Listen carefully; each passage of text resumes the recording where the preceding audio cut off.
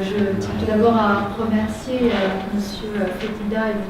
Ravenet de leur accueil et de me donner la possibilité de vous parler de la pleine conscience, notamment dans la gestion du stress et des émotions.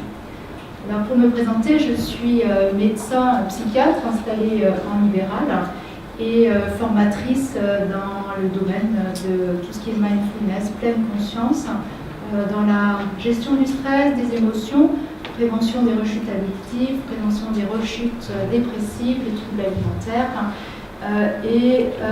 Je travaille aussi au sein d'entreprises et dans les écoles. J'interviens aussi pour les enfants parce que ça semble aussi important pour les enfants de savoir aussi apprendre à gérer leur stress et aussi de savoir identifier leurs émotions. On en a entendu parler des émotions, on a entendu parler de peur, d'anxiété, de stress, de découragement, peut-être aussi des fois de tristesse, de colère, d'énervement. Tout cela, ça fait partie un petit peu, je pense, c'est une richesse d'émotions dans la préparation d'un concours. Moi-même, c'était il y a 39 ans que j'ai commencé ma première année de médecine. À l'époque, on ne parlait ni du stress, ni des émotions, et en plus, ça n'existait pas à Horizon. Donc, on a quand même réussi. Et le neurosclérosis était aussi important. On était à peu près plus de 1000 étudiants, je crois, il y avait à peu près 350 classes pour la filière médecine et dentaire. Alors moi, ce que je vais tout d'abord commencer, c'est de vous parler peut-être du stress, rapidement. Je vais venir à la pleine conscience et aux émotions, mais c'est une fonction vitale qui permet de s'adapter à un danger et à réagir rapidement, heureusement. Ça nous permet de prendre la fuite, de combattre, ou bien alors d'être en inhibition. Heureusement que nous savons détecter le stress, ça nous permet, par exemple, s'il y a un obstacle sur la route, d'appuyer sur la pédale de frein de façon assez rapide. C'est aussi la perception d'un mal-être psychologique et physique en réponse à une pression ou une contrainte extérieure. Alors là, vous l'avez bien entendu, il y a une énorme pression dans la préparation de ce concours. C'est déjà en soi un stress. Ce qui va en faire la distinction entre un bon stress ou un mauvais stress, eh bien, c'est la perception que la personne a sur ses capacités à gérer la situation. Si elle pense avoir les capacités de gérer la situation, ce sera un bon stress, elle sera motivée. Par contre, si elle pense qu'elle ne va pas y arriver, eh bien là, on est déjà dans du mauvais stress. L'exposition prolongée au stress, ça cause des problèmes de santé. Alors, on va venir rapidement. Lorsqu'il y a un stresseur, il y a une réaction d'alarme au niveau de l'organisme, sécrétion d'adrénaline et de cortisol. Vous avez entendu parler d'adrénaline, ça augmente la fréquence cardiaque, la fréquence respiratoire, les sueurs, et ça prépare l'organisme finalement à réagir. Si donc la situation perdure, il va y avoir la libération de cortisol qui va lui chercher à mobiliser des réserves de sucre pour pouvoir résister. Lorsque la situation stressante est terminée, lorsque la personne peut arriver à se détendre, à se relaxer, l'équilibre revient. La difficulté, le problème, eh bien, c'est que si cette phase de résistance perdure au long cours, le risque, de toute façon, c'est la libération de cortisol prolongée et du stress bien négatif et pathologique, avec l'apparition de maladies dont vous avez certainement entendu parler du burn-out, de la dépression également, toutes les maladies que vous connaissez en rapport avec le stress, parce que tous les organes peuvent être atteints par le stress, des fonctions cardiovasculaires, maladies cardiaques, les ulcères d'estomac, les troubles digestifs, mais aussi tout ce qui est insomnie, l'anxiété et donc la dépression. Alors, ce qui est important aussi, c'est que, en fait, maintenant, les neurosciences ont remarqué que la libération de cortisol prolongée atteignait les structures structures cérébrales impliquées dans les apprentissages. Donc, notamment, une structure qui s'appelle l'amygdale, qui est dans le cerveau limbique, et qui va être hyper réactive et augmenter l'anxiété. Au niveau de l'hippocampe, aussi une autre structure cérébrale limbique, il va y avoir une altération des neurones à cet endroit et des capacités de mémoire et d'apprentissage diminuées. Au niveau du cortex préfrontal, il y aura des altérations aussi des cellules nerveuses et ainsi des capacités d'attention, de flexibilité de la pensée également diminuées. Le stress chronique entraîne également des émotions désagréables. On l'a entendu, il y en a, comme la tristesse, la colère, la peur. Alors, l'important, c'est de pouvoir réguler ces émotions, parce qu'elles sont là. Or, le problème, si on évite ces émotions, si on lutte contre ou on nie leur existence, eh bien, on va entraîner une augmentation de l'amplitude de ces émotions. Elles vont finalement, à force de les contrôler, à un moment, eh bien, leur seuil va augmenter. Par contre, les neurosciences montrent qu'on peut réguler l'émotion en l'accueillant et en permettant ainsi l'atténuation. Donc tout cela implique, c'est-à-dire de développer des compétences émotionnelles. On peut les développer justement en apprenant à identifier ces émotions, à justement comprendre ce qui cause ces émotions, les exprimer de façon adéquate, les réguler pour pouvoir les atténuer et les utiliser aussi pour accroître son efficacité. Par exemple, si vous devez travailler, eh bien, il est évident que pour pouvoir bien se concentrer, il ne faut pas être dans un état d'euphorie. Il vaut mieux être calme, motivé bien sûr, mais être attentif à ce qu'on est en train de faire. Si vous remplissez votre feuille d'impôt en étant euphorique, vous risquez de faire des erreurs de calcul. C'est pareil si vous faites des achats quand vous êtes dans un état d'euphorie. Si vous pouvez vous laisser aller à dépenser plus que ce que votre porte-monnaie contient. Alors, la régulation des émotions, pendant très longtemps, les émotions n'étaient pas très intéressantes. On les opposait à la raison et on pensait que le principal facteur de réussite, c'était le quotient intellectuel. Mais depuis les années 90, eh bien, les neurosciences s'intéressent beaucoup aux émotions et les cognitions à présent ne peuvent plus être séparées des émotions. C'est-à-dire que si on veut apprendre, il faut bien sûr tenir compte de ces émotions, puisque cela peut entraver l'apprentissage ou bien plutôt le booster. Alors, on a défini un quotient émotionnel, c'est Goleman dans les années 90, qui ainsi a lié à l'intelligence cognitive le QI, quotient intellectuel, sont des facteurs pour promouvoir la réussite professionnelle, sociale, personnelle. Alors j'en viens à la pleine conscience. Est-ce que parmi vous, il y en a qui ont entendu parler de la pleine conscience, de la mindfulness? Si vous pouvez juste peut-être lever les bras. D'accord. Donc en fait, ce sont des pratiques qui sont largement médiatisées.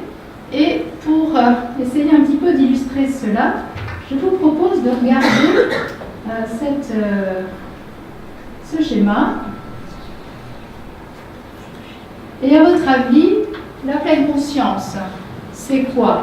C'est avoir une conscience pleine de pensée, ou bien c'est plutôt une conscience qui est attentive au moment présent?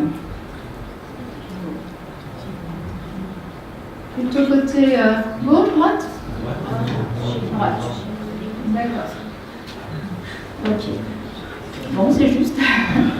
Alors, qu'est-ce que c'est côté ce côté gauche, eh bien, c'est le mode pilotage automatique.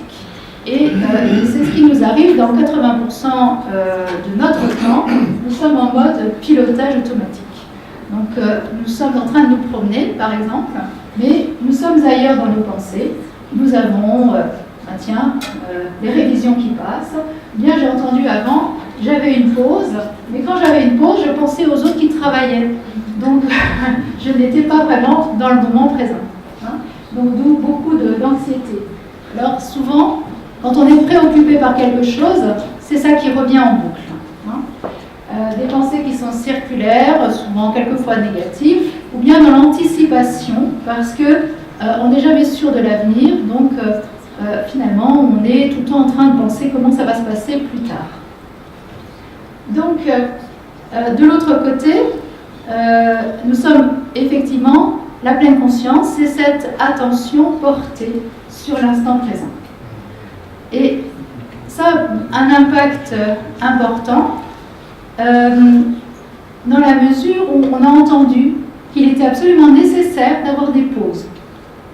Mais si c'est une pause pour se repasser encore ses révisions, etc., le cerveau, lui, n'arrête jamais.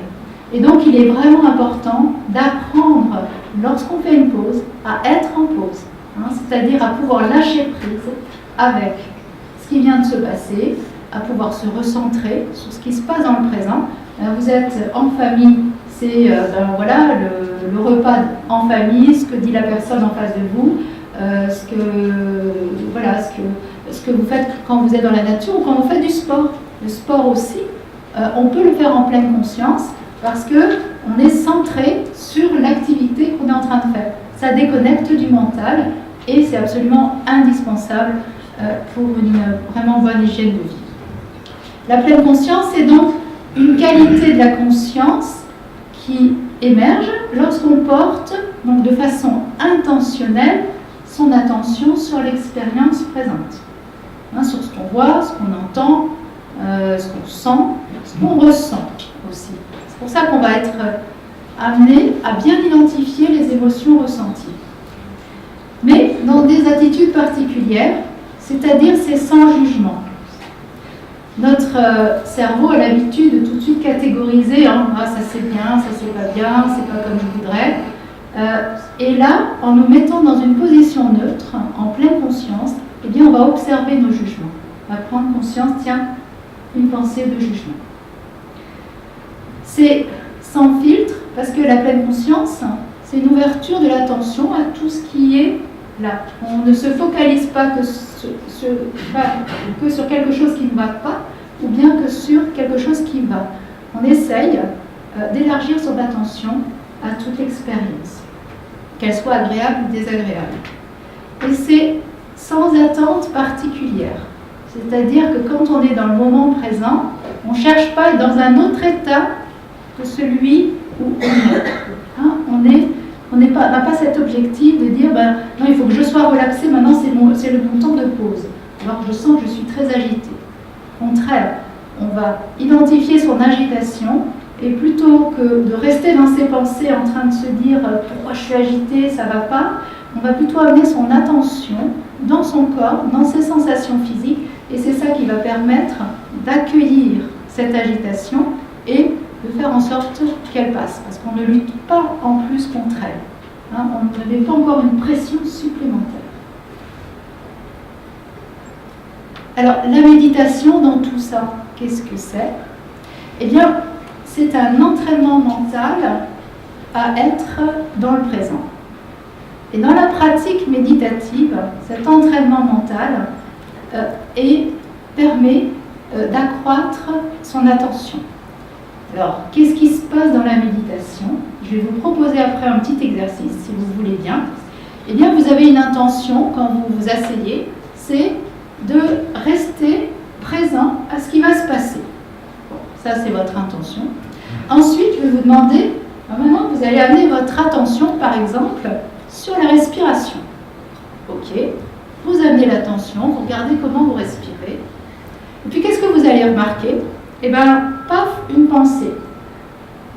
Quelque chose qui va vous distraire. ça va être par exemple « Ah, mais j'ai déjà fait ça une autre fois. Ah, ça c'est mieux que ça. » Enfin voilà, vous allez comparer par exemple.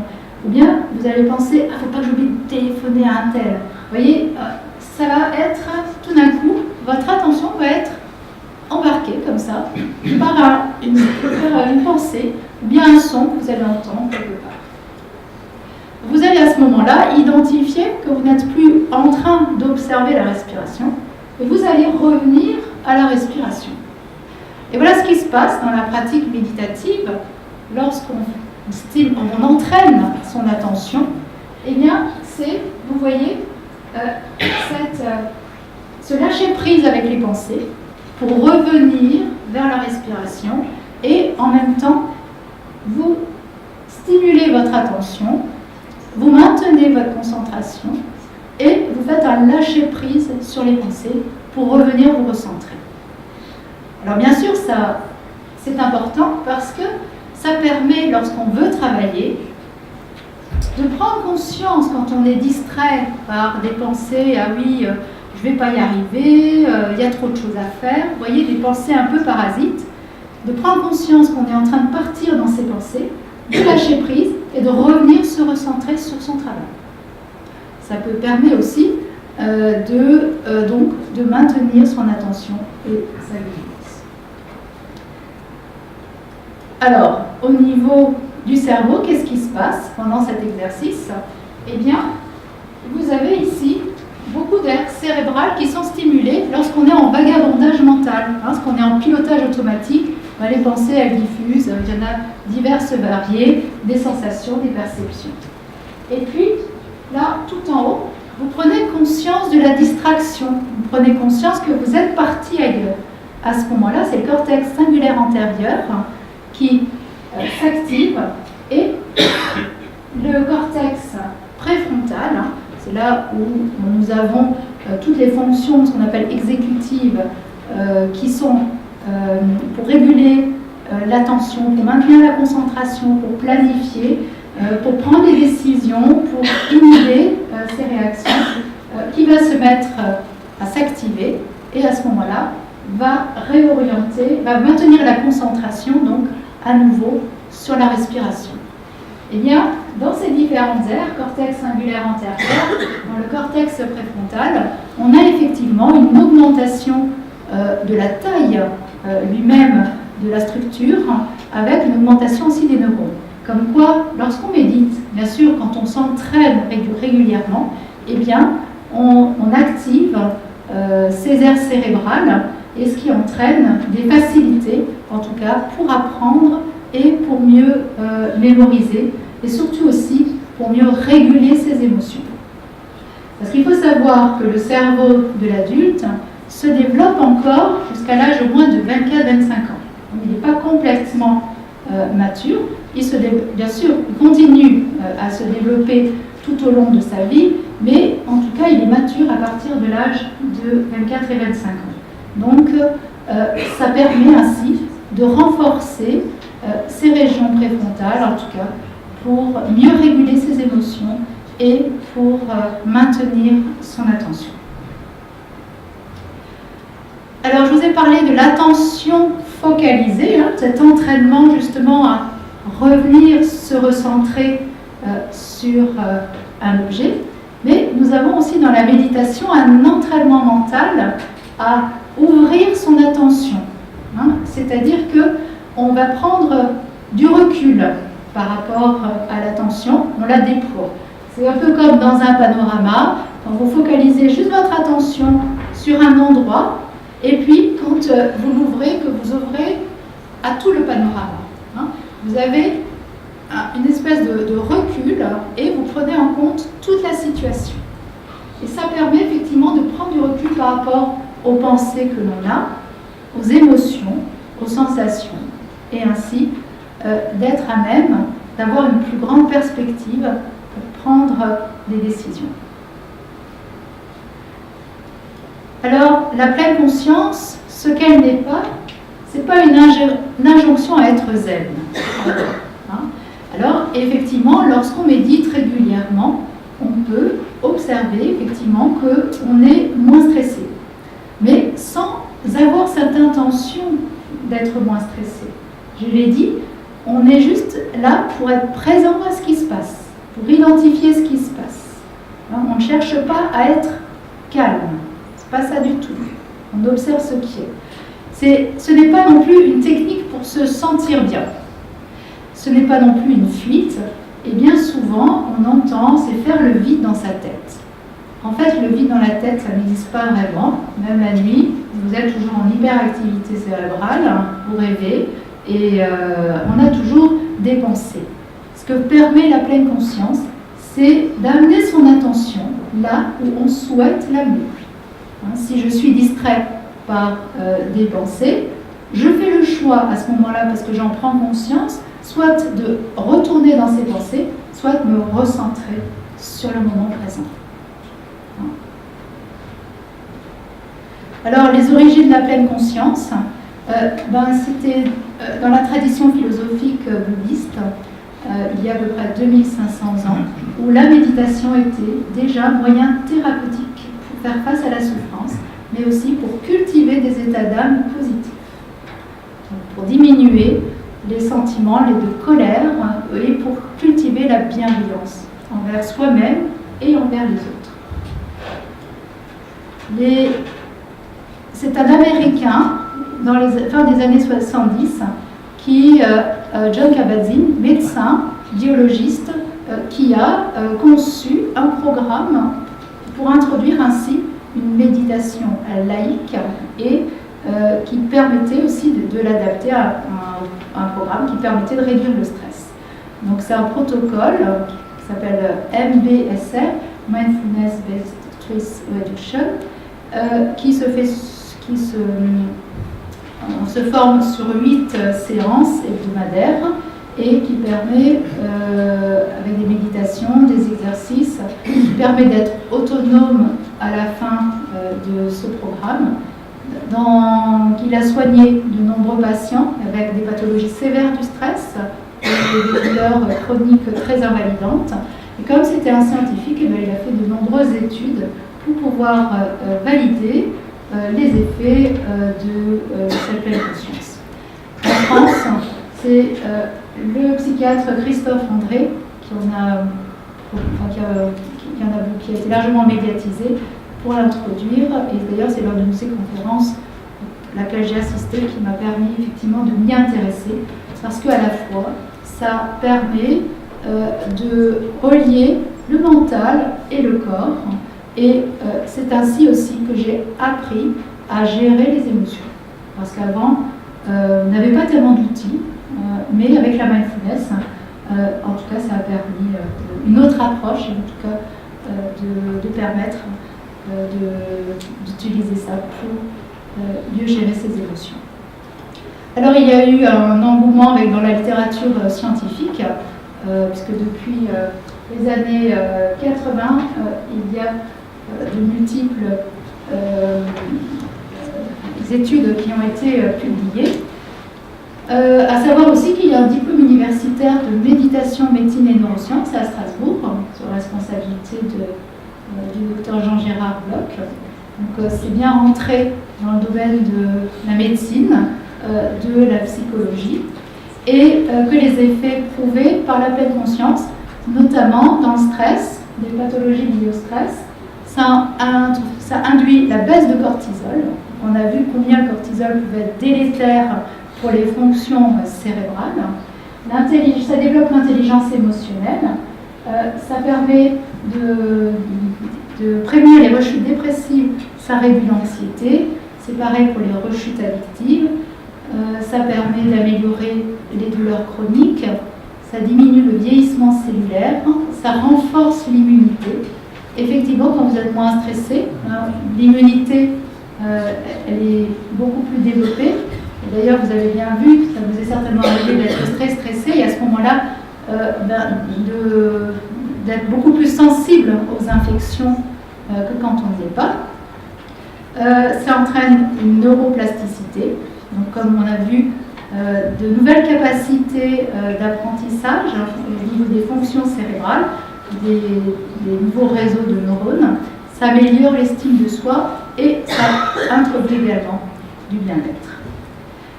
Alors, ça, effectivement, c'est prouvé si on fait ça régulièrement. Ça ne marche pas si on fait ça une fois toutes les semaines. C'est aussi un entraînement régulier. Et le cerveau, c'est comme un muscle, hein, il se développe en l'entraînant. Ça permet ainsi la pleine conscience de sortir de son pilotage automatique, hein, c'est-à-dire, dans le cas que je vous avais montré, c'est de prendre conscience que je suis en train d'être dans mes ruminations.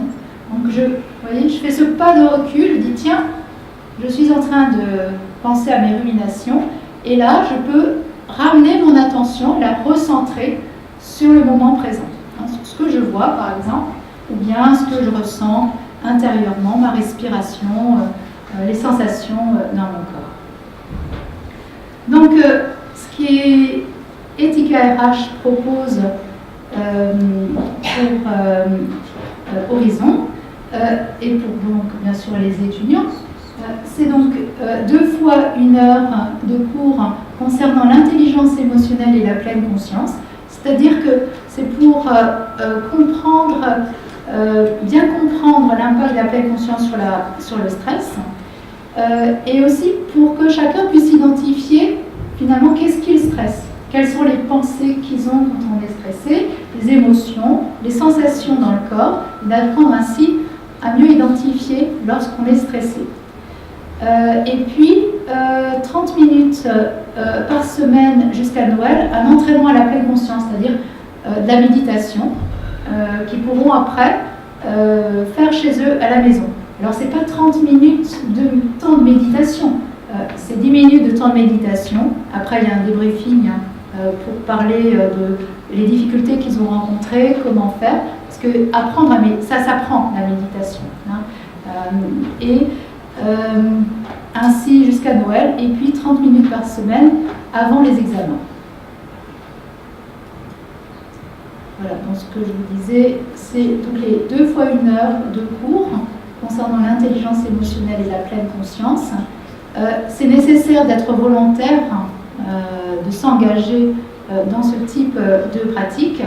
Et c'est donc, comme je disais, les séances, un temps de méditation, un débriefing, un petit exposé théorique, et puis la remise d'un petit support audio où ils peuvent s'entraîner chez eux à la maison. Voilà, le volontariat est bien sûr essentiel, l'engagement à s'exercer tous les jours, et une petite phrase de Daniel Fabre, le cerveau ne s'use que si on ne s'en sert pas. Donc ce sera une année où je pense que le cerveau va être bien utilisé et il y aura l'occasion de développer beaucoup de nouvelles performances. Voilà, et si vous êtes d'accord, moi je vais vous proposer un petit exercice de pratique. Vous pourrez peut-être essayer de vous exercer à ce petit exercice de méditation. Il se peut que notre attention parte dans une pensée, dans des commentaires que nous faisons. Pensée du passé, du futur.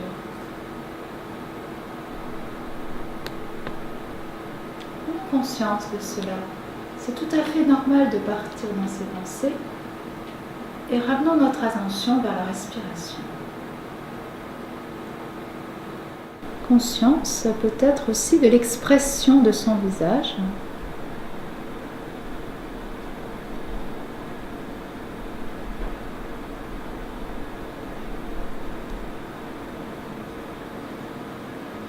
Et puis de se féliciter pour ce temps d'écoute de soi, de son environnement.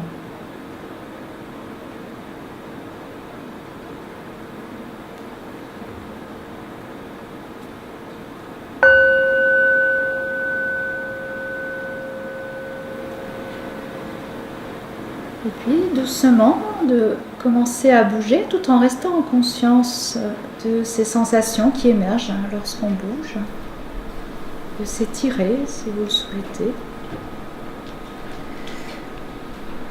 De bailler, bien sûr. Si vous avez peut-être remarqué quelque chose que vous souhaitez partager.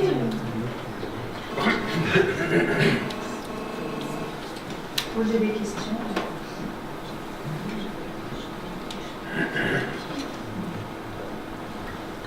Ça fait du bien. Oui.